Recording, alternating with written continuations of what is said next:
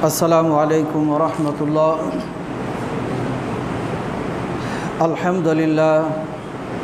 আলহামদুলিল্লাহ নাহমাদুহু ওয়া নাস্তাঈনুহু ওয়া নাস্তাগফিরুহু ওয়া নাউযু বিল্লাহি মিন শুরুরি আনফুসিনা ওয়া মিন সাইয়্যাতি আ'মালিনা। মান ইয়াহদিল্লাহু ফালা মুদিল্লা লাহু ওয়া মান ইউদ্লিলহু ফালা হাদিয়া লাহু। ونشهد أن لا إله إلا الله وحده لا شريك له ونشهد أن سيدنا ومولانا محمدا عبده ورسوله. أما بعد فإن خير الحديث كتاب الله وخير الهدي هدي محمد صلى الله عليه وسلم وشر الأمور محدثاتها وكل محدثة بدعة وكل بدعة ضلالة وكل ضلالة سبيلها إلى النار. أعوذ بالله من الشيطان الرجيم. بسم الله الرحمن الرحيم.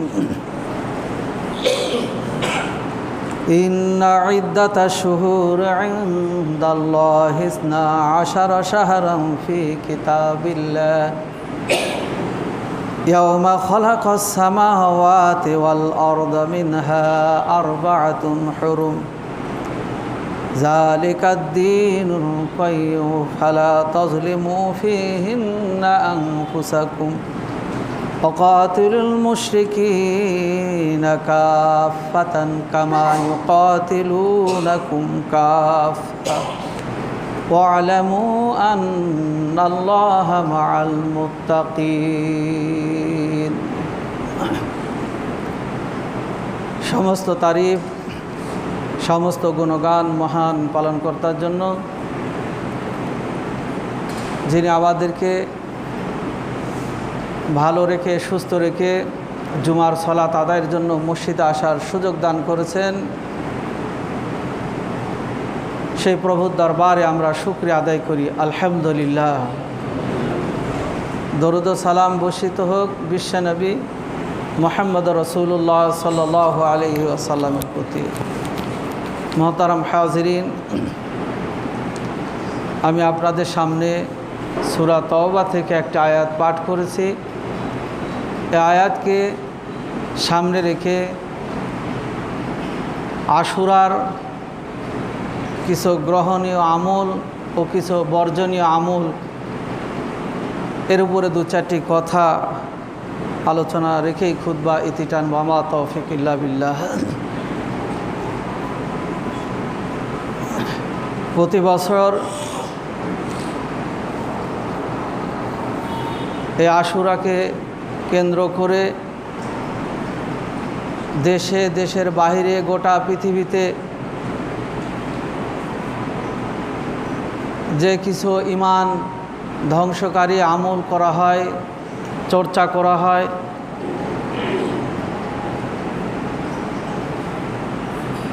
এগুলো কোরআন সুন্নাত দ্বারা কতটুকু গ্রহণযোগ্য বিষয়গুলো আমাদের জানা দরকার। আমরা সকলে জানি, এরপর জানা বিষয়টা একটু চর্চা করব, আলোচনা করব। আমা তৌফিক ইল্লা বিল্লাহ। আল্লাহ রাব্বুল আলামিন সূরা তওবায় বলছেন, ইন্না ইদ্দাতাশ শুহুরি ইনদাল্লাহি 12 শাহরান ফি কিতাবিল্লাহ ইয়াওমা খালাকাস সামাওয়াতি ওয়াল আরদা মিনহা 4 হুরুম। আল্লাহ যখনই পৃথিবী আসমান জমিন সৃষ্টি করেছেন, সৃষ্টি থেকেই আল্লাহ রাব্বুল আলামিন মানুষের বছর গণনার জন্য আল্লাহ রাব্বুল আলামিন 12টি মাস নির্ধারণ করেছেন। আল্লাহ বলছেন, 12 শাহরান ফি কিতাবিল্লাহ ইয়াওমা খালাকাস সামাওয়াতি ওয়াল আরদা মিনহা, যে আমি তোমাদের গণনা স্বার্থে এই বছরকে 12টা মাসে বিভক্ত করেছি। আর এই 12টি মাসের মধ্যে 4টি মাস আল্লাহ বলছেন আরবাতুন হুরুম, অধিক সম্মানিত। সেই 4টি মাস হলো জিলকদ, জিলহাজ, মুহররম এবং রজব। যালিকা দীনুল কাইয়্যিম, এটা একটা সত্য এবং প্রতিষ্ঠিত ধর্ম ইসলাম। ফালা তাজলিমু ফিহিন্না আনফুসাকুম, অতএব তোমরা একে অপরের প্রতি জুলুম করবে না। ওয়াকাতিলুল মুশরিকিনা কাফাতান কামা ইউকাতিলুনাকুম কাফা, আর তোমরা মুশরিকদের সাথে ঐক্যবদ্ধভাবে সংগ্রাম করো, যুদ্ধ করো, যে পর্যন্ত তারা ঐক্যবদ্ধ হয়ে তোমাদেরকে ধ্বংস ষড়যন্ত্র করে। ওয়ালামু আন্নাল্লাহা মাআল মুত্তাকিন, অবশ্যই আল্লাহ তাআলা যারা মুত্তাকি তাদের সম্পর্কে ভালো জানেন। তার বান্দাদের মধ্যে কে মুত্তাকি আল্লাহ এ ব্যাপারে অবগত আছেন। আল্লাহ সূরা বানী ইসরাঈলের মধ্যেও বলছেন ওয়াজআলনাল লাইলা ওয়ান নাহারা রাআয়াতাইনি ফামাহাউনা আয়াতাল লাইল ওয়াজআলনা আয়াতান নাহারি মুবসিরাতাল লিতাবতাগু ফাদলাম মির রাব্বিকুম ওয়া লিতা'লামু আদাদাস সিনিনা ওয়াল হিসাব। আল্লাহ তাআলা তোমাদের জন্য আরও অনুগ্রহ দান করেছেন। সেই অনুগ্রহের মধ্যে দিন রাত। আল্লাহ বলছেন দিন সমাপ্তি ঘটে, রাতের আগমন ঘটে, রাতের সমাপ্তি ঘটে, দিনের আত্মপ্রকাশ ঘটে। এটা ফাদলাম মির রব্বিকুম, তোমাদের রবের পক্ষ থেকে, প্রতিপালকের পক্ষ থেকে এটা তোমাদের জন্য একটি নিয়ামত। কি?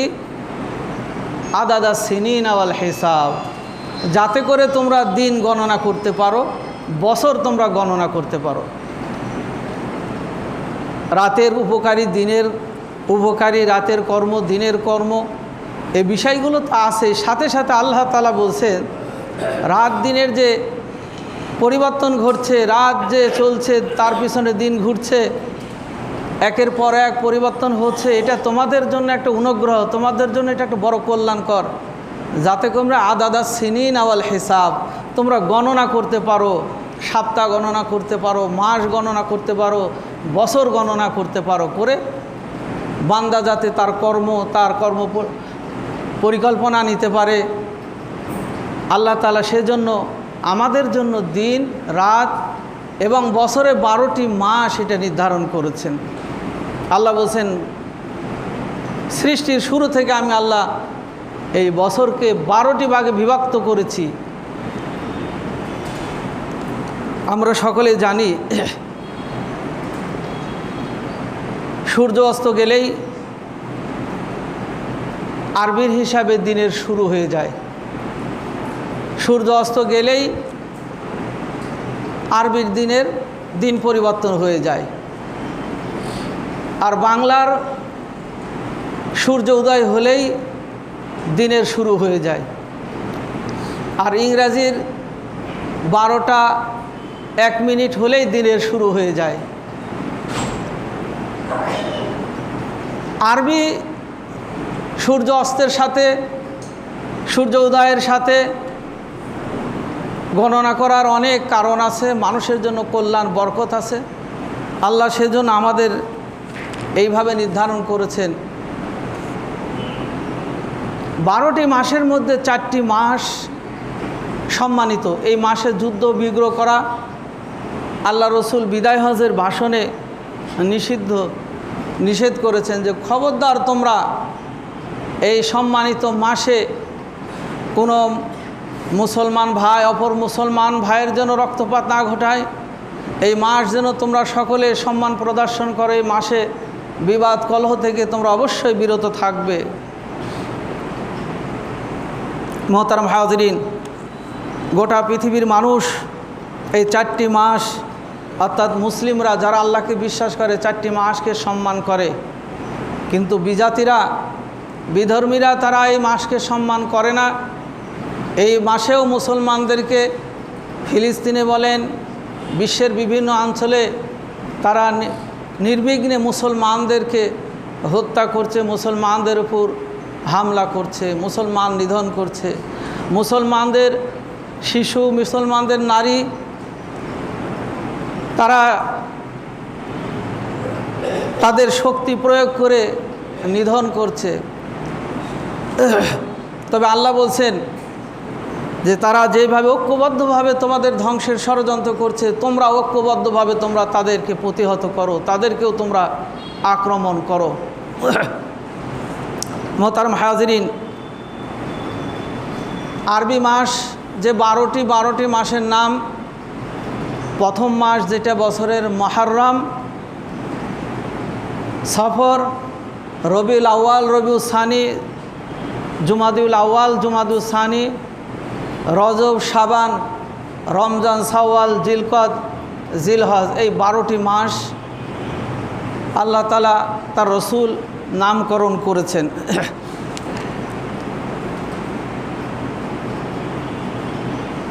তার প্রথম মাস মুহররম। এই মুহররমের 10ম দিন সেমেটীয় ভাষায় বলা হয়, 10তম দিনকে বলা হয় সেমেটীয় ভাষায় আশুরা। আরবিতেও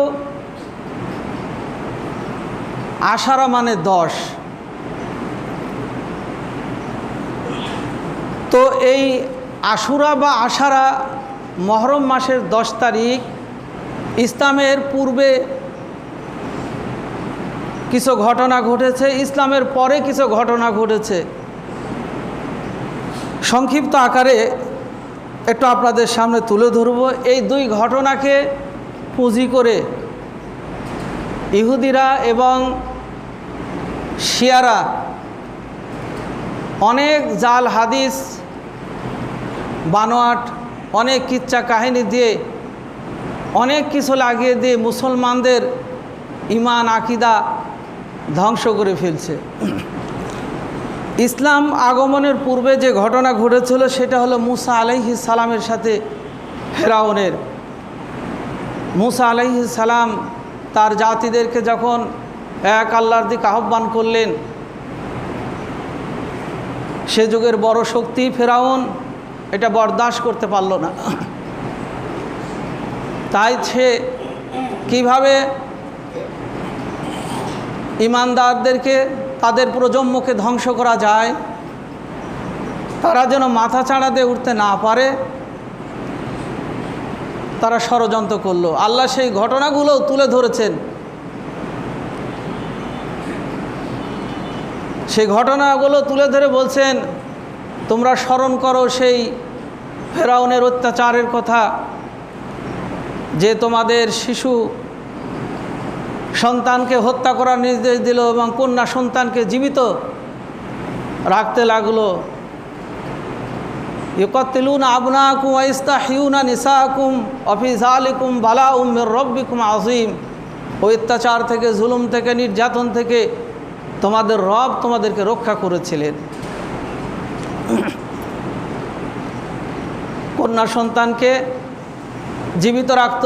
কোনো পরিবারে ছেলে সন্তান জন্মগ্রহণ করলে তাকে হত্যা করা হতো, এমনকি যুবকদেরকে হাত পা কেটে দেওয়া হতো এবং এমন যন্ত্রণাদায়ক, এমন কঠিন শাস্তির সম্মুখীন করা হতো। ফেরাউন মনে করেছিল চিরটা দিন সে অমর হয়ে থাকবে, ক্ষমতায় থাকবে। এই কৌশলগুলো অবলম্বন করে সে মনে করেছে যে সে আর কোনো দিন তার হাত থেকে ক্ষমতা চলে যাবে না, চিরদিন থাকবেই। আল্লাহ তার সব অত্যাচার, জুলুম, নির্যাতনের উপযুক্ত শাস্তি এবং তার পরাজয় আল্লাহ তাআলা পবিত্র কোরআনে উল্লেখ করে, যারা জালেম, যারা ওই রকম চিন্তা চেতনা করি, আল্লাহ তাদেরকে শিক্ষা দিয়েছেন। এখান থেকে তাদের অনেক শিখার আল্লাহ ব্যবস্থা রেখেছেন। ফেরাউন নিজে আল্লাহ দাবি করেছিল, ফাকালা আনা রব্বুকুমুল আ'লা, আমি সবচেয়ে বড় তোমাদের রব, আমি তোমাদের ইলাহ। আল্লাহ রাব্বুল আলামিন তার নির্যাতন, তার অত্যাচার এত মাত্রায় বেড়ে গেল, নবী মূসাকে বললেন, হে মূসা, তুমি বনী ইসরাইলের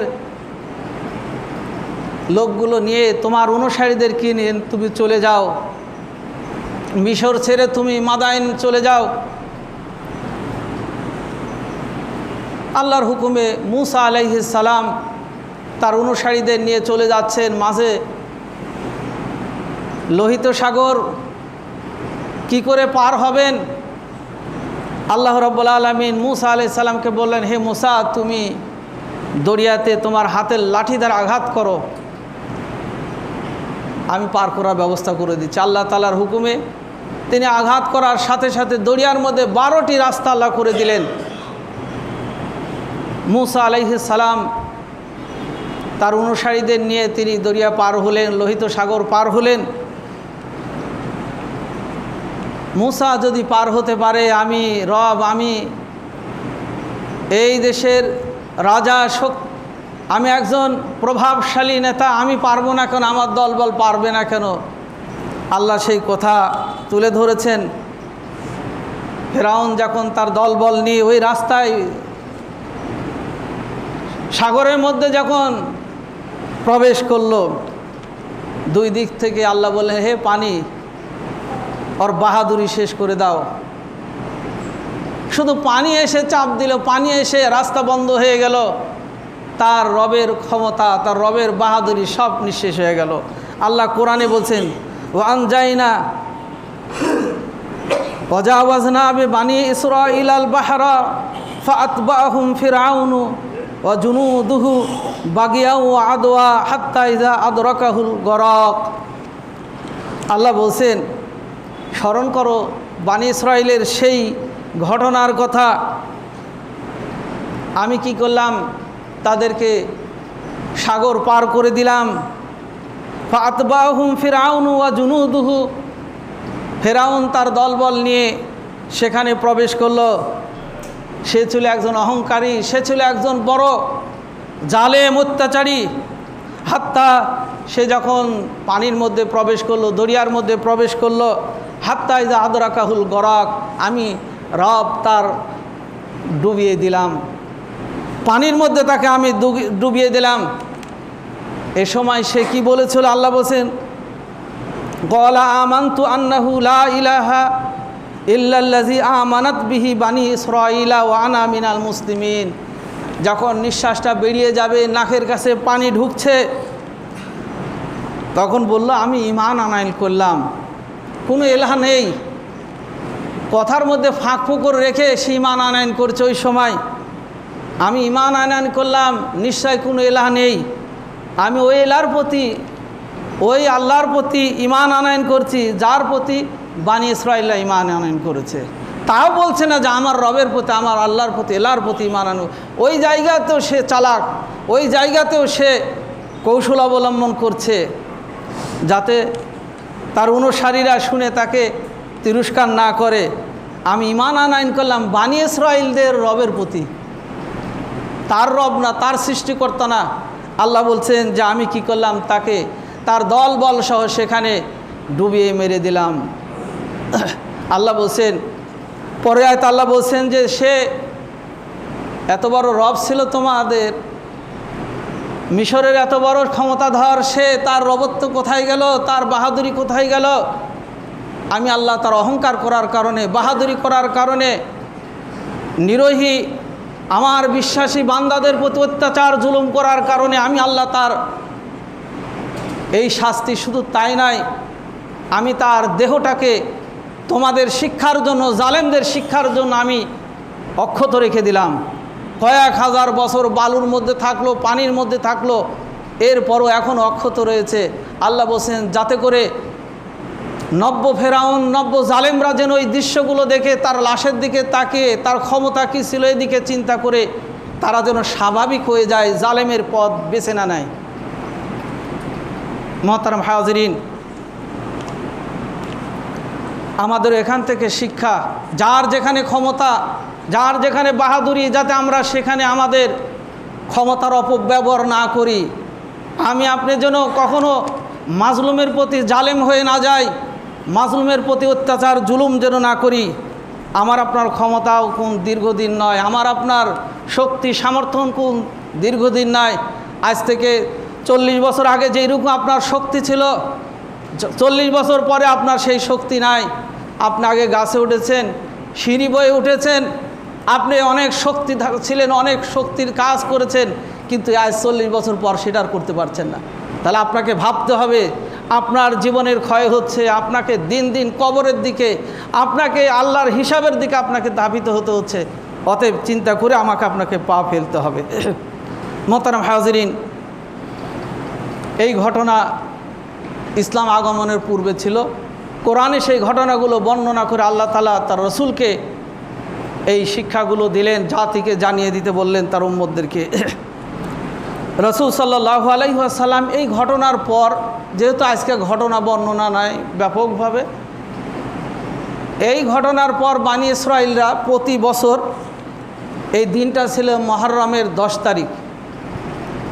হযরত মূসা আলাইহিস সালামের অনুসারীরা এই দিনে আল্লাহ তাআলা বনী ইসরাঈলকে যে সাহায্য করলেন, বিজয় দান করলেন, শুকরিয়া স্বরূপ তারা মুহররমের 10 তারিখে সিয়াম পালন করে, শুকরিয়া স্বরূপ সিয়াম আদায় পালন করে। রাসূল সাল্লাল্লাহু আলাইহি ওয়াসাল্লাম এ ব্যাপারে হাদিস বর্ণনা করছেন। আব্দুল্লাহ ইবনে আব্বাস আন্না রাসূলুল্লাহ সাল্লাল্লাহু আলাইহি ওয়াসাল্লাম কদামাল মদিনাতা ফাওয়াজাদাল ইয়াহুদা সিয়ামান ইয়াউম আশুরা ফাকালা লাহুম রাসূলুল্লাহ সাল্লাল্লাহু আলাইহি ওয়াসাল্লাম মা হাযাল ইয়াউম। আল্লাহ রাসূল সাল্লাল্লাহু আলাইহি ওয়াসাল্লাম মক্কায় আগমন করলেন, সেখানে যে দেখছেন ইহুদিরা সিয়াম পালন করছে। তখন রাসূল সাল্লাল্লাহু আলাইহি ওয়াসাল্লাম বললেন, আজকে কি দিন? তারা বললেন যে আজকে আশুরা দিবস, অর্থাৎ আজকে 10 মুহররম। সেমেটিক ভাষায় 10তম দিনকে বলা হয় আশুরা। রাসূল বললেন, এই দিন তোমরা কি কারণে রোজা পালন করছো?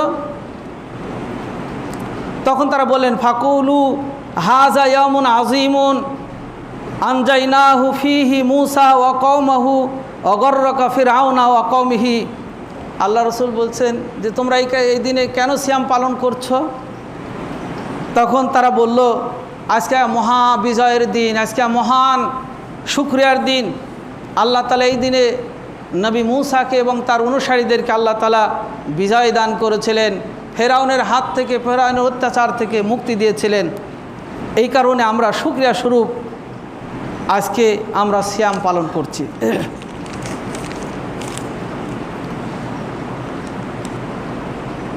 তখন রাসূল সাল্লাল্লাহু আলাইহি ওয়াসাল্লাম ফাকালা রাসূলুল্লাহ সাল্লাল্লাহু আলাইহি ওয়াসাল্লাম, রাসূল সাল্লাল্লাহু আলাইহি ওয়াসাল্লাম বলেন,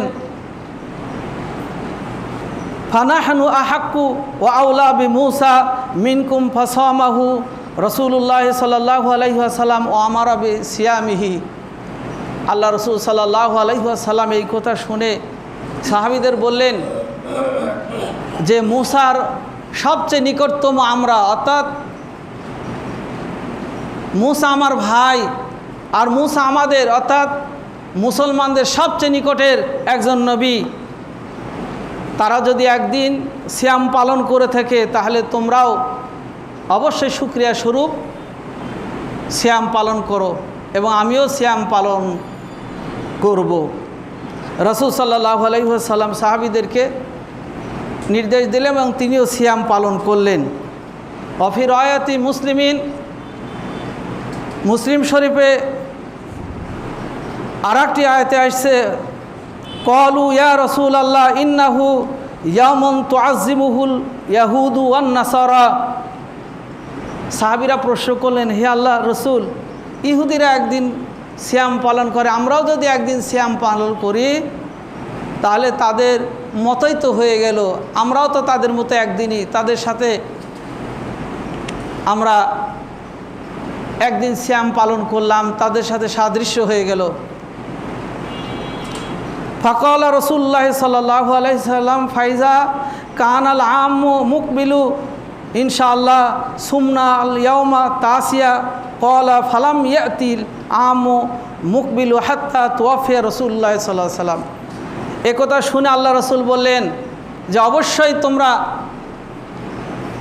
একদিন নয় 2 দিন সিয়াম পালন করবে। আল্লাহ যদি আমাকে বাঁচিয়ে রাখে তাহলে আমরা ইহুদিদের বিপরীত আমরা সিয়াম পালন করব।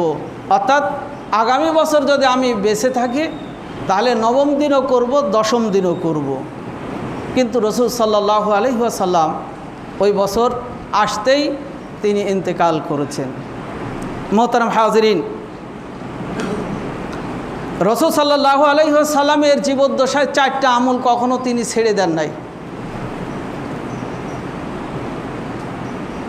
একটা হলো এই আশুরার রোজা। রমজান মাসে সিয়াম পালন ফরজ হওয়ার আগ পর্যন্ত আশুরা রোজাকে অধিক গুরুত্ব দিয়ে পালন করা হতো, মুসলমানরা পালন করত।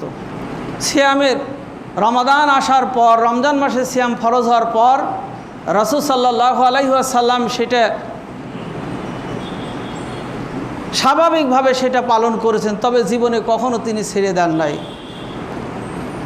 রাসূল সাল্লাল্লাহু আলাইহি ওয়াসাল্লাম এই আশুরার এই রোজাটা প্রতি বছর পালন করেছেন। এরপর জিলহজ মাসের প্রথম 10টি রোজা কখনো তিনি ছেড়ে দেন নাই। প্রতি মাসে 3টি রোজা এবং ফজরের 2 রাকাত সুন্নাত রাসূল সাল্লাল্লাহু আলাইহি ওয়াসাল্লাম কখনো ত্যাগ করতেন। এইগুলো সবসময় তিনি আমল করতেন। রাসূল সাল্লাল্লাহু আলাইহি ওয়াসাল্লামকে জিজ্ঞাসা করা হলো, হে আল্লাহর রাসূল, এই সিয়ামে আমাদের কি ফজিলত, কি মর্যাদা রয়েছে? রাসূল সাল্লাল্লাহু আলাইহি ওয়াসাল্লাম বলেন, ইউকাফিরুস সানাতা আল মাজিয়াতা। আল্লাহ রাসূল বলেন, এই সিয়াম পালন করার কারণে, আশুরার সিয়াম পালন করার কারণে আল্লাহ তাআলা তোমাদের পূর্বের 1 বছরের গুনাহ আল্লাহ মাফ করে দেবেন। বলুন সুবহানাল্লাহ। মুহতারাম হাজিরিন, এই হাদিস থেকে আমরা যেটা জানতে পারলাম, রাসূল এটা আমল করেছেন, রাসূলের সাহাবীরা এর উপর আমল করেছেন। তবে আশুরার রোজা কেউ যদি পালন করতে চায় তাহলে 9ম তারিখ এবং 10ম তারিখ পালন করতে হবে। অপর একটি হাদিসে আসছে যে 10ম তারিখ ঠিক রেখে পরের একদিন অথবা আগের একদিন, অর্থাৎ 9 তারিখ 10 তারিখ অথবা 10 তারিখ 11 তারিখ আশুরার সিয়াম পালন করতে হবে। এটাই আমল, এর বাইরে কোনো আমল নাই। কিন্তু আছে এর বাইরে কিছু আমল, যে কটা হাদিস আসছে সবগুলো জাল বানোয়াট ইসরায়েলি রিওয়াতে আসছে। আমি বলছি সেই হাদিসগুলো আপনাদের সামনে। তাহলে আমরা আগামী 17 তারিখ মনে হচ্ছে মুহররমের 10 তারিখ, আমাদের 16 তারিখ 17 তারিখ অথবা 17 তারিখ 18 তারিখ আমাদেরকে সিয়াম পালন করতে হবে। যারা পালন করবেন তাদের জন্য সওয়াব আছে, আর যারা করতে অক্ষম আল্লাহ তাদেরকে ক্ষমা করবেন। এটা বাধ্যবাধকতা নাই যে করতেই হবে। মোহতারাম হাজিরিন, ইসলাম আগমনের পর 10 মুহররমের রসুলের ইন্তেকালের পর 628 খ্রিস্টাব্দে কারবালার প্রান্তরে একটি মর্মান্তিক একটি ঘটনা ঘটে গেছে। এই ঘটনাটা কি ছিল? আমরা জানি রাসূল সাল্লাল্লাহু আলাইহি সাল্লামের একজন বিশিষ্ট সাহাবী হযরত মুআবিয়া রাদিয়াল্লাহু আনহু, তিনি ছিলেন দামেস্কের শাসনকর্তা। হযরত মুআবিয়া রাদিয়াল্লাহু আনহুর ছেলে ছিলেন ইয়াজিদ। ইয়াজিদ ছিল কিছুটা উগ্র মেজাজের মানুষ। তার কিছু কর্ম, কিছু কাজ ইসলামে বিতর্কিত। তিনি দামেস্কের আব্দুল জব্বার নামের একজন ব্যক্তির স্ত্রী, খুব দর্শনধারী ছিলেন। এই মহিলার প্রতি সে দুর্বল হয়ে পড়ে। তখন তিনি তাদের সেনাপ্রধান মারওয়ানকে, তার মাকে বিষয়টা বলে যে আমি ওই মেয়েটাকে বিয়ে করতে চাই, আব্দুল জব্বারের স্ত্রীকে। তার মা মারওয়ানকে ডেকে বলল, আমার ছেলে ইয়াজিদ তো আব্দুল জব্বারের স্ত্রীকে বিয়ে করতে চায়, তুমি যেভাবে হোক, প্রলোভন দেখে হোক, সম্পদ দিয়ে হোক, যেইভাবেই হোক না কেন আব্দুল জব্বারের সাথে তার স্ত্রী জোবাইদার বিয়ে বিচ্ছেদ ঘটাতে হবে। মারওয়ান এই ষড়যন্ত্র শুরু করে দিল, জব্বারের সাথে জোবাইদার বিচ্ছেদ ঘটিয়ে দিল। এখন ওই মহিলার সাথে বিয়ের প্রস্তাব পাঠালো ইয়াজিদ। এর মধ্যে হযরতে মুআবিয়া রাদিয়াল্লাহু আনহু ইন্তেকাল করে গেলেন। ইন্তেকালের পর জনগণের মতামত ছাড়াই, মদিনার নেতৃস্থানীয় ব্যক্তি যারা ছিল তাদের সাথে পরামর্শ ছাড়াই, দামেস্কের যারা বিচক্ষণ ছিলেন তাদের সাথে পরামর্শ ছাড়াই তিনি দামেস্কের শাসনকর্তার আসনে বসে গেলেন, ক্ষমতা তিনি ধরে নিলেন। ক্ষমতা ওঠার পর দুটা রাগ, এক হলো জোবাইদাকে বিয়ে করবে, প্রস্তাব পাঠিয়েছে। জোবাইদার কাছে আরও অনেক পরিবার থেকে বিয়ের প্রস্তাব পাঠিয়েছে, তার মধ্যে হাসান রাদিয়াল্লাহু আনহুর পক্ষ থেকে প্রস্তাব পাঠানো হয়েছে। যাই হোক, তারা যাচাই বাছাই করে কার সাথে বিয়ে দেওয়া যায় তার পরিবার হযরতে হাসানের সাথে বিয়েটা দিয়ে দিলেন। তিনি মারওয়ানের মাধ্যমে বিচ্ছেদ ঘটালেন, ঘটিয়ে বিয়ে করবেন টার্গেট ছিল, কিন্তু পারলেন না। তার পরিবার চিন্তা ভাবনা করে তাকওয়াবান ব্যক্তিকে, ভালো মানুষকে বেছে নিলেন হাসানের প্রস্তাবটা, তার সাথে বিয়ে দেওয়া হলো। ষড়যন্ত্র শুরু হয়ে গেল কিভাবে হাসানকে মেরে হোক, যেইভাবে হোক জোবাইদাকে স্ত্রী হিসেবে তিনি গ্রহণ করবেন। তখন মারওয়ানকে বলল, তুমি ষড়যন্ত্র করো, যেইভাবে হোক তাকে তার কাছে ছিনিয়ে আনতে হবে, সেটা তাকে হত্যা করে হোক আর যেইভাবে হোক। একজন মহিলা ছিলেন তার বাড়ির পাশে, যার নাম হলো মাইমুনা। এই মহিলা হযরতে হাসানের প্রথম স্ত্রী জায়েদাকে হাত করে নিয়ে বিষ পান করে হযরতে হাসানকে হত্যা করলেন। হাসানকে হত্যা করার পর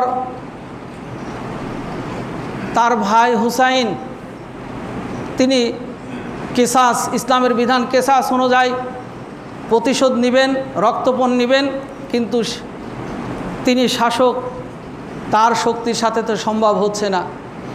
এছাড়া মদিনার মানুষ তিনি যে ক্ষমতায় আসছেন জোরপূর্বকভাবে সেটাও মেনে নিচ্ছেন না, বিদ্রোহী ঘোষণা করেছেন। এবং হযরতে হুসাইনের নেতৃত্বে যেগুলো লোকজন ছিলেন তারা সকলেই বললেন যে না, এই অন্যায়, প্রথম অন্যায় হলো আপনার ভাইকে হত্যা করেছে, 2 নাম্বার অবৈধভাবে ক্ষমতা দখল করেছে, কোনোভাবে আমরা মেনে নিতে পারি না, তার বিরুদ্ধে আপনি যুদ্ধ ঘোষণা করেন। ইয়াজিদ মদিনার বিরুদ্ধে মারওয়ানের নেতৃত্বে তিনি সেনাবাহিনী পাঠিয়ে দিলেন। সেখানে যে যুদ্ধ করতে যে পরাজিত হলেন, ফিরে আসলেন। এরপর হযরতে হুসাইন কুফার দিকে যাত্রা করবেন সিদ্ধান্ত নিলেন। লোকের সমর্থন পেয়ে তিনি সেদিকে রওনা দিবেন।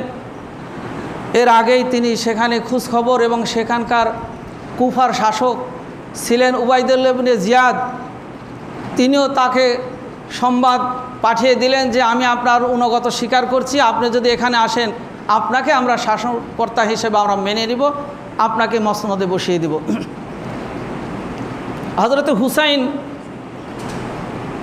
মুসলিমকে পাঠিয়ে দিলেন, যাও দেখো তো, খোঁজখবর নাও, আসলে এটা সঠিক কিনা, সেখানকার পরিস্থিতিটা কি, তুমি গোপনভাবে সেগুলো তথ্য নিয়ে আসো। তিনি গেলেন, যে সেখানকার পরিবেশ দেখে তিনি সেখানকার খবর জানালেন। কিছু খবর তিনি সঠিকভাবে নিতে ব্যর্থ হয়েছিলেন। এই কথা শুনে তিনি 6000 সৈন্য নিয়ে উবাইদুল্লাহ ইবনে জিয়াদের অনুরোধে তিনি কুফার দিকে যাত্রা করলেন। সেটা ছিল 6 তারিখ, যত সম্ভব তারিখটা ছিল কিন্তু ওখানে পৌঁছার আগে 8 তারিখে মুসলিমকে তারা অর্থাৎ ইয়াজিদের সেনারা হত্যা করে।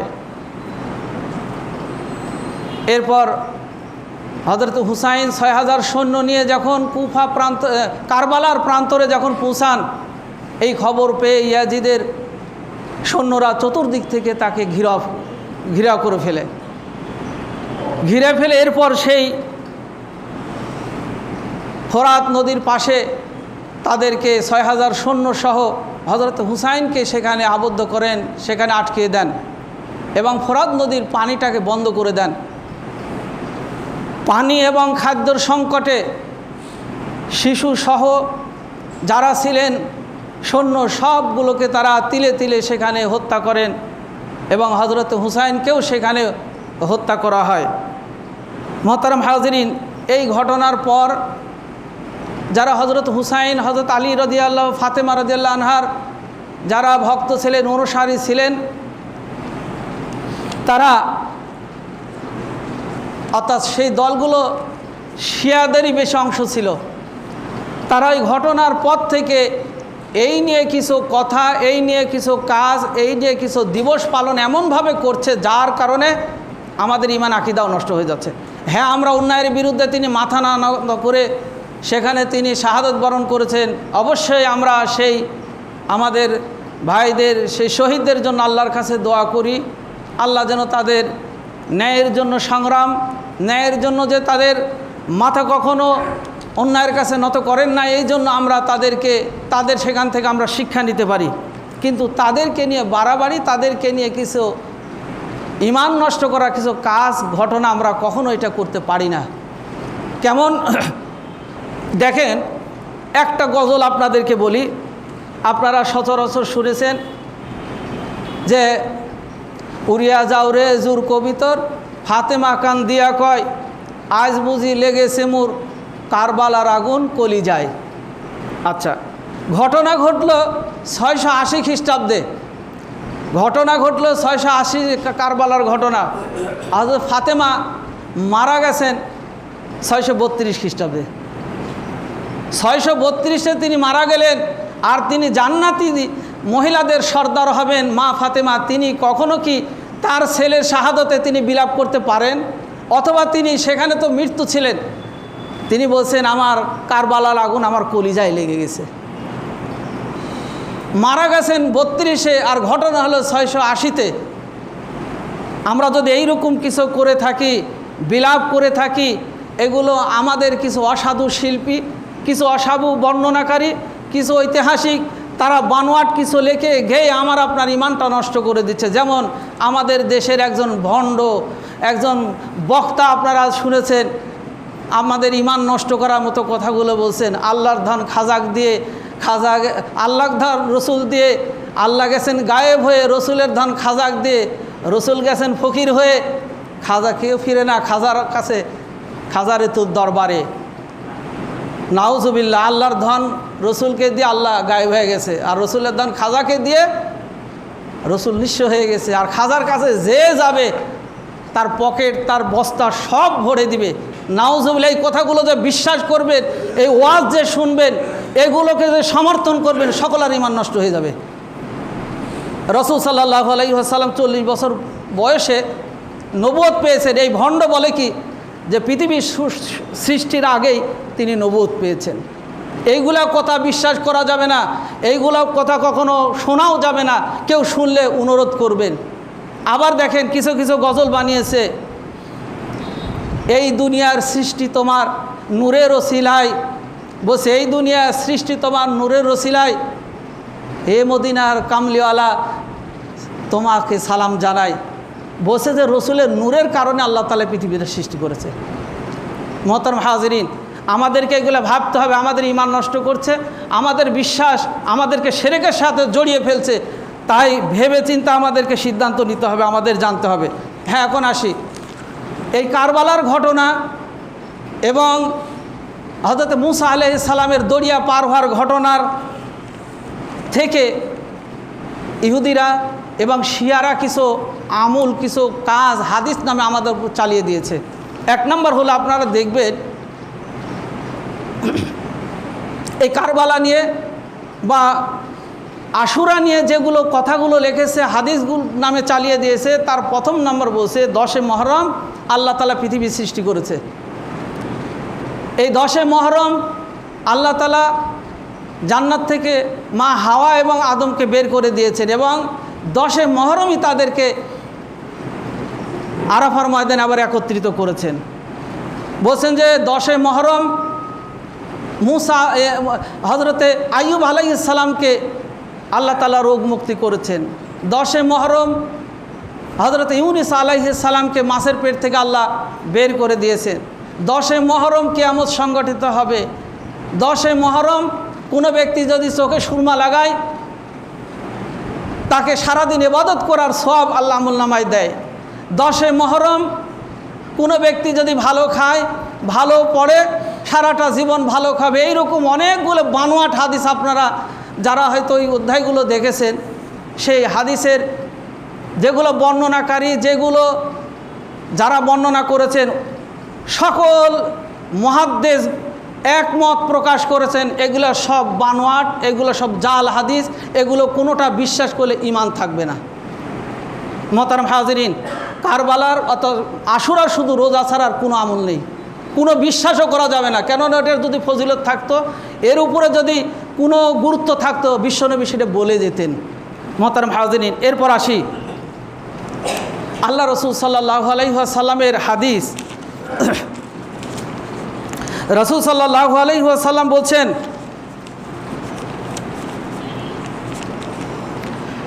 লা ইয়াহিল্লুল ইমরাতু তুমিনু বিল্লাহি ওয়াল ইয়াউমিল আখিরি আন তুহাদ্দিয়া ইলা মাইয়িতিন ফাওকা সালাসাতি ইল্লা আলা যাওজিন আরবাআতা আশহুরি ওয়া আশরা। মুত্তাফাকুন আলাইহি। আল্লাহ রসুল বলছেন যে কোনো ব্যক্তির প্রতি, কোনো ব্যক্তির পক্ষে কেউ মারা গেল 3 দিনের বেশি শোক পালন করতে পারবে না। আমার ভাই মারা গেছে, কারো স্বামী মারা গেছে, কারো স্ত্রী মারা গেছে, সর্বোচ্চ শোক হলো 3 দিন। ওই পরিবারের লোকেরা 3 দিন শোক পালন করবে। রাসূল সাল্লাল্লাহু আলাইহি সাল্লাম বলছেন, তবে হ্যাঁ, যেই মহিলার স্বামী মারা যাবে তার শোক পালন করতে হবে আলা যাওজিন আরবাআতা আশহুরি ওয়া আশরা, 4 মাস 10 দিন সেই মহিলাকে স্বামী মারা যাওয়ার কারণে শোক পালন করবে, খালি ওই মহিলাটুকু। আল্লাহ রসুলের একজন বিশিষ্ট সাহাবী বলছেন, আন আব্দুল্লাহ ইবনে আমর কল রাসূলুল্লাহ সাল্লাল্লাহু আলাইহি ওয়াসাল্লাম লাইসা মিন্না মিন দরাবাল খুদুদা আও শাক্কুল জুয়ুবা আও দাআ বিদাওয়াতিল জাহিলিয়াতি। মুত্তাফাকুন আলাইহি। রাসূল সাল্লাল্লাহু আলাইহি ওয়াসাল্লাম বলছেন, ওই ব্যক্তি আমার দলের নয়, ওই ব্যক্তি আমার উম্মত নয়। কি করে? কেউ মারা গেল, দরাবাল খুদুদা, সে গালে চাপ্পড় দেয়, মারা যাওয়ার পর বিলাপ করে। অশাক্কুল জুয়ুবা, কেউ মারা গেছে তারপর জামা টেনে ছিঁড়ে, গেঞ্জি টেনে ছিঁড়ে, কাপড় টেনে ছিঁড়ে। ও দাআ বিদাওয়াতিল জাহিলিয়াতি, অথবা জাহিলি যুগের প্রথাতে সে বিলাপ করতে থাকে, সে নিজের গায়ে ক্ষত বিক্ষত করে। মোহতারাম হাজিরিন, আল্লাহ রসুল বলছেন সে আমার দলের লোক নয়। তাহলে রসুল সাল্লাল্লাহু আলাইহি সাল্লামের হাদিস থেকে আমাদের কি প্রমাণ হয়? হযরত হুসাইনের ভক্তরা যদি প্রতি বছর এই দিন মাতম করে, তাজিয়া মিছিল বের করে, রসুলের উম্মত হতে পারছে? নিজের শরীর ক্ষত করে, রক্ত প্রবাহিত করে ভক্তের পরিচয় দেওয়া এটা ইসলাম নয়। যে মারা গেছে তার জন্য 3 দিন শোক হয়ে গেছে, আর কিছু নয়। এর জন্য কোনো মিছিল নাই, এর জন্য কোনো শোক পালন করা যাবে না। শুধু ইমাম হুসাইনের না, কোনো নেতা, কোনো ব্যক্তি মারা গেলে প্রতি বছর তার জন্য কিছু করে ফুল দেওয়া হোক আর অনুষ্ঠান করা হোক, করা যাবে না। রসুল বলছেন এগুলো যখন করা হয় ওই মাইয়েতের উপর কঠিন হাতুড়ি দিয়ে আঘাত করা হয় এবং বলা হয় তুমি দুনিয়ার পাহাড় ছিলে, তুমি দুনিয়ার নেতা ছিলে, তোমার ভক্তরা তোমাকে নিয়ে যে শিরক করছে, আর তার উপর আঘাত করে আযাবের ফেরেশতারা। মুহতারাম হাজিরিন, শিয়া সম্প্রদায় সহ আমাদের সুন্নি কিছু মানুষরাও এই তাজিয়া মিছিল শরীরে আঘাত করা বা নিয়ত করে, মানত করে যে আমার ছেলে আমার মেয়ে সুস্থ হলে এই তাজিয়া মিছিলের জন্য তাকে উৎসর্গ করলাম, এগুলো সম্পূর্ণ শিরক। আমাদেরকে এগুলো থেকে বিরত থাকতে হবে। যারা করছে, যারা করার ব্যাপারে উৎসাহিত করছে, আমরা অনুরোধ করব আল্লাহ রসুলের হাদিস থেকে আমরা শিক্ষা নিয়ে এগুলো যদি করি, তাহলে রসুল বলছেন সে আমার দলের লোক নয়, সে আমার উম্মত নয়। তাই আমরা সকলে এই বেদাত, এই শিরক, এই কুসংস্কার, এগুলো থেকে আমরা সকলে বেঁচে থাকি। আল্লাহ আমাদের সকলকে সহি আমল, সঠিক ইতিহাস, সঠিক সহিশুদ্ধ আমল, হাদিস জেনে আমরা সঠিক আমল যেন করতে পারি। মহান আল্লাহ তাআলার কাছে সেই প্রার্থনা, সেই শক্তি কামনা করেই খুতবা শেষ করছি। বারাকাল্লাহু লানা ওয়া লাকুম ফিল কোরআনিল আযীম। আলহামদুলিল্লাহ ওয়া কাফা ওয়া সালামুন আলা ইবাদিহিল্লাযীনা ইসতাফা, আম্মা বাদ। আউযু বিল্লাহি মিনাশ শাইতানির রাজীম। বিসমিল্লাহির রহমানির রহিম। রব্বানা যালামনা আনফুসানা ওয়া ইল্লাম তাগফির লানা ওয়া তারহামনা লানাকুনান্না মিনাল খাসিরিন। আল্লাহুম্মা ইগফির লানা ওয়া লিল মুমিনিনা ওয়াল মুমিনাত ওয়াল মুসলিমিনা ওয়াল মুসলিমাত ওয়াল আহইয়াই মিনহুম ওয়াল আমওয়াত ইন্নাকা সামিউদ দুআ। ইন্নাল্লাহা ইয়া'মুরু বিল আদলি ওয়াল ইহসান ওয়া ইতা'i যিল কুরবা ওয়া ইয়ানহা আনিল ফাহশা'i ওয়াল মুনকারি ওয়াল বাগই ইয়া'iযুকুম লা'আল্লাকুম তাযাক্কারুন। ওয়া যিকরুল্লাহি তাআলা আওলা ওয়া আযু ওয়া জাল্লু ওয়া তাম্মু ওয়া হাম্মু ওয়া আকবার। কুমু ইলাস সালাত।